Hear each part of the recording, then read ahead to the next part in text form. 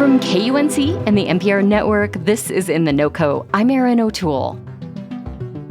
Colorado's mountain passes and great weather make it a destination for competitive cyclists. But the history of professional cycling races in Colorado is a rocky one. The Colorado Classic, the Coors Classic, the USA Pro Cycling Challenge, they've all come and gone over the years. So we were intrigued when an events company recently announced plans to create the Tour of Colorado, a 5-day men's road biking race through the Rockies that will attract world-class cycling teams. The first edition would be held in September 2026. And organizers recently received encouragement from Governor Jared Polis, who praised the plan. So how might the Tour of Colorado's organizers succeed where so many others have failed? Betsy Welch is a freelance writer who reported on the proposal for the Colorado Sun. She joined me from her home in Carbondale to talk about whether this new proposal looks promising and why professional road racing in Colorado has been so hard to sustain. To sum it up very succinctly, it's usually a question of very expensive cost of production and then the lack of sponsors and partners to shoulder those costs. Sure. I mean, when I see the Tour de France on TV, there are huge throngs of spectators watching from the roadside. It's very exciting. What was the turnout like when these Colorado races were at their most popular? It wasn't quite Tour de France levels, but I mean, it was very exciting. I was at a few stages of a few of these races, once at the top of Flagstaff Road in Boulder. Okay. And it was super exciting. People cheering and heckling and, kids and adults. Same thing on Independence Pass outside of Aspen. Mm. However, in France, where I have also watched the Tour de France, you don't just see people at these key moments in races. You see them at the end of their driveway in the middle of nowhere, just in the hopes that the racers will pass by.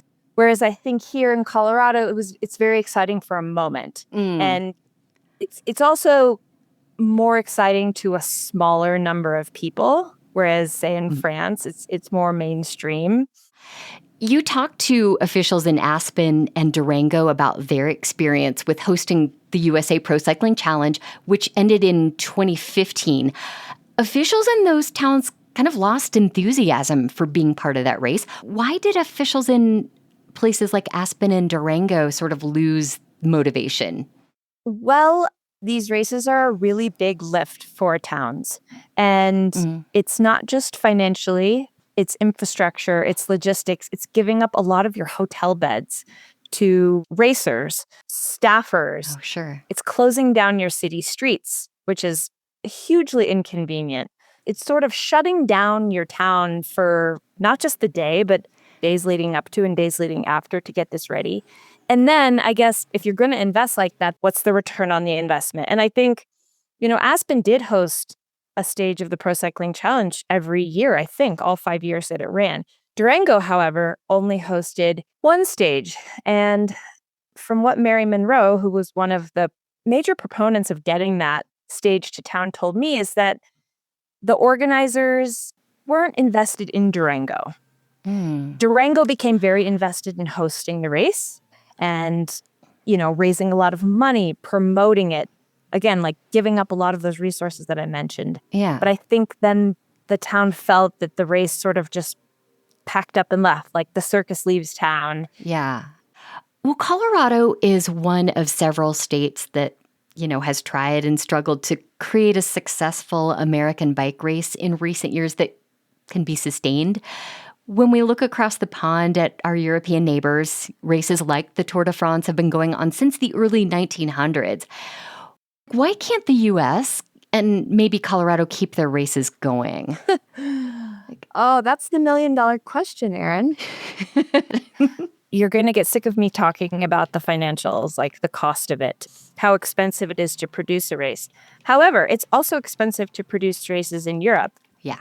I think one of the big differences there is that rich legacy and that love of the sport. Americans love to ride bikes, but I mean, even me, I'm a pretty avid cyclist. A lot of my friends cannot name professional cyclists. The only race they've ever heard of is the Tour de France.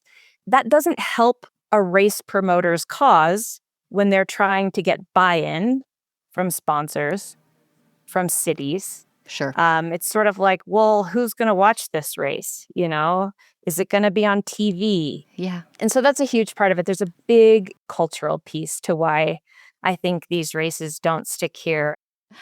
Well, Betsy, you've covered bike racing for years, including these races in Colorado that have died off. You talked about the Tour of Colorado with the man who's the driving force behind the plan. His name is Scott Taylor.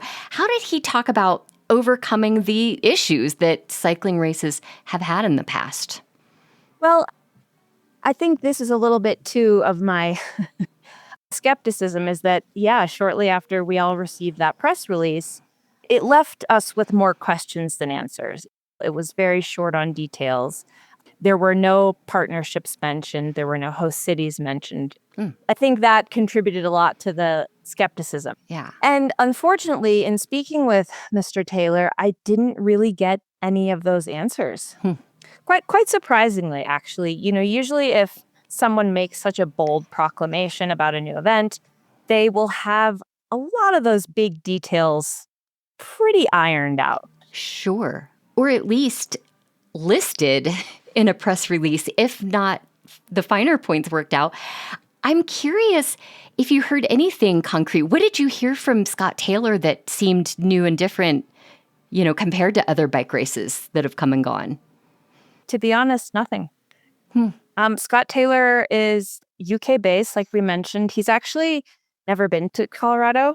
And I don't want to use the word cavalier, but it didn't seem to faze him that this had sort of never worked. Or when it did work, it always eventually failed.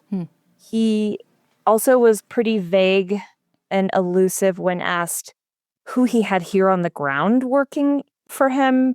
If you're not here and you haven't been here and you're not really planning on being here that often, well, who's going to do all of this work? When I spoke with him personally, it wasn't one of those things where the press release was vague and then the interview, filled in the blanks. The interview didn't really give me anything else. Well, given all that, Betsy, how likely do you think we are to see the Tour of Colorado actually happen next year? I really want to be wrong, but I don't think it's very likely. But I'm not the only one that doesn't think this is going to happen.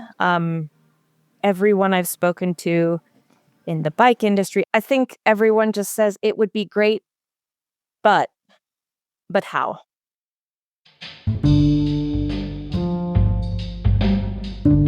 Betsy Welch wrote about the proposed Tour of Colorado for the Colorado Sun. There's a link to that story in our show notes and at KUNC.org.